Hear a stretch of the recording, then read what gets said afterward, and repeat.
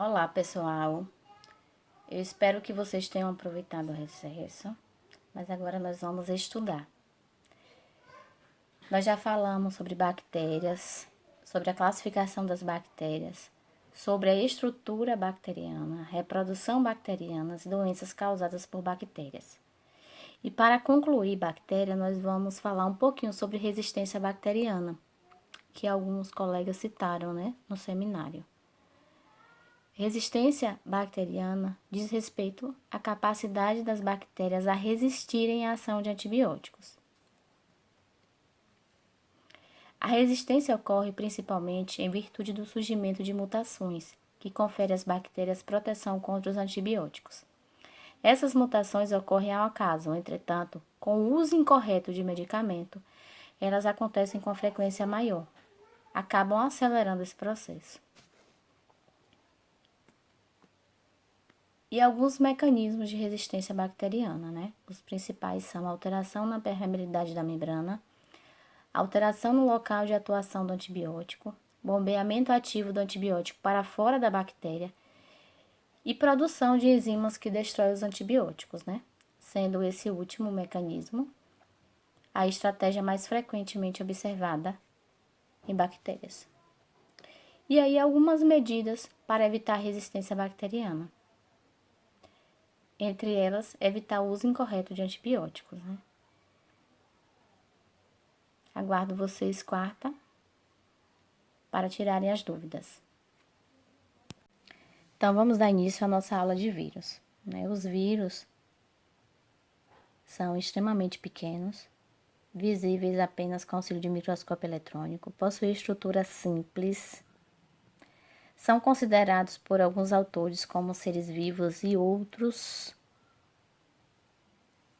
não vivos, não estão inseridos em nenhum grande reino dos seres vivos, daí a necessidade de serem estudados à parte. Vírus é uma palavra latina que significa veneno e constitui um grupo grande e heterogêneo de agentes infecciosos. Semelhantemente pelo fato de serem parasitas intracelulares obrigatórios para células de hospedeiros específicos. Parasitas intracelulares obrigatórios só mantêm propriedades de vida no interior de células vivas. E as principais características dos vírus. Os vírus não possuem células e nem estruturas celulares capazes de produzir suas próprias proteínas. Dessa forma, não realizam nenhuma atividade metabólica fora de células. São constituídos por ácidos nucleicos que podem ser DNA ou RNA, raramente os dois tipos. E a estrutura do ácido nucleico nos virions podem ser linear ou circular. São tão pequenos que possuem dimensões observáveis apenas ao microscópio eletrônico, que é um instrumento disponível apenas em locais especializados, como centros de pesquisa, universidades e grandes laboratórios, e que podem mostrar imagens aumentadas em até centenas de milhares de vezes. Só apresentam propriedades de vida quando estão no interior de células vivas, por isso são considerados parasitas intracelulares obrigatórios. Então, os vírus são acelulares, possuem ácido nucleico ou DNA ou RNA, raramente os dois. São extremamente pequenos que só são visíveis com auxílio de um microscópio eletrônico e são parasitas intracelulares obrigatórios. Os vírus, eles são extremamente simples, formados basicamente por um capsídeo, que envolve o capsômero e o ácido nucleico, DNA ou RNA. Lembrando que o capsídeo é uma cápsula lipoproteica que tem a função de proteger o material genético. O conjunto de capsídeo mais ácido nucleico recebe o nome de nucleocapsídeo ou virion. São extremamente pequenos, medidos em nanômetros, o que os tornam imperceptíveis aos microscópios comuns. Como eu disse anteriormente, só são visíveis com auxílio de microscópio eletrônico.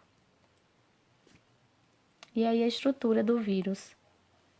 Capsômero mais ácido nucleico, que forma o capsídeo. Quanto ao formato, possuem formatos variados, desde os mais simples aos mais complexos. Nós vamos esféricos, poliédricos, helicoidais.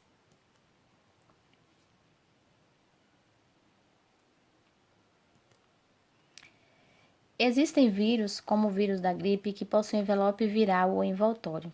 Então, os vírus que possuem envelopes são chamados de envelopados, e os que não possuem envelopes, de não envelopados. Então, vírus sem envelope e vírus envelopados. Olha o envelope, que é envoltório lipoproteico.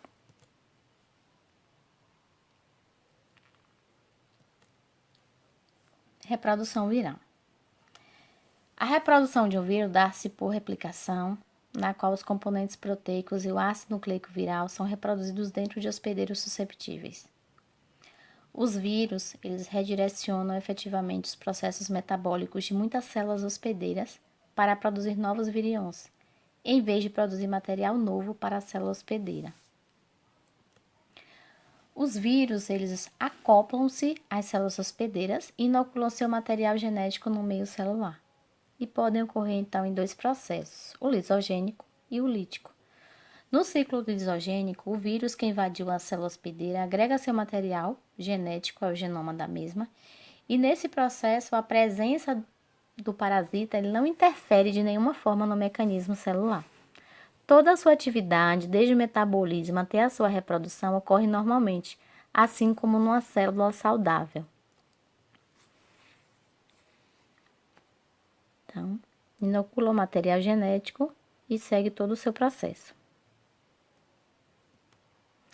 O ciclo lítico, os vírus multiplicam-se no interior das células infectadas, graças à inserção de seu material genético, que passa a comandar o metabolismo da célula hospedeira.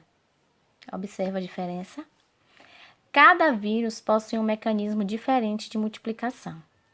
Após se multiplicarem, os vírus podem romper as células infectadas para a liberação de novas estruturas.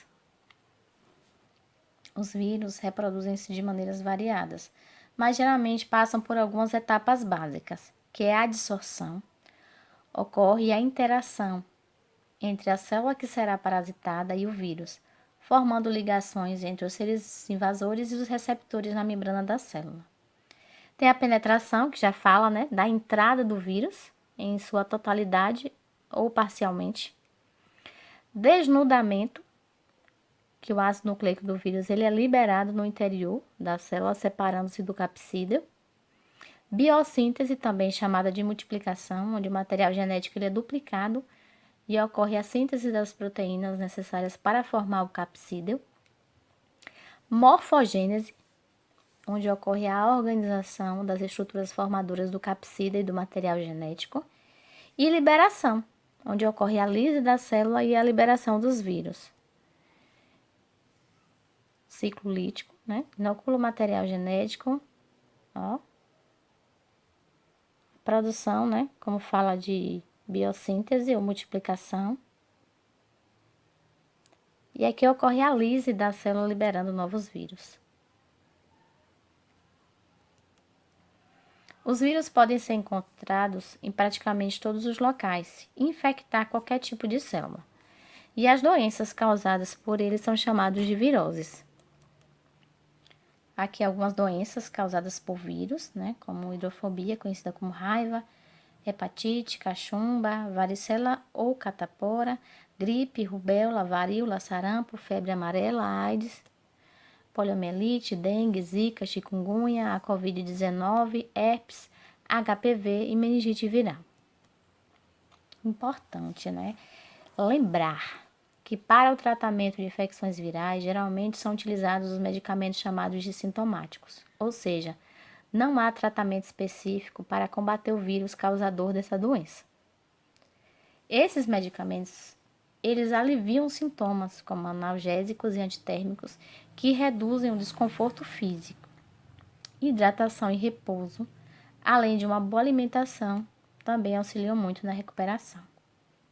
É importante frisar que antibióticos não são eficazes no tratamento de doenças virais. Aqui tem um resumo.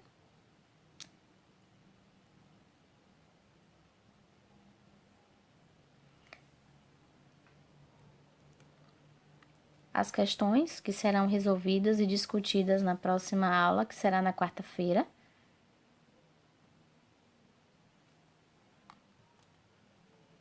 Viver não é esperar a tempestade passar, é aprender como dançar na chuva.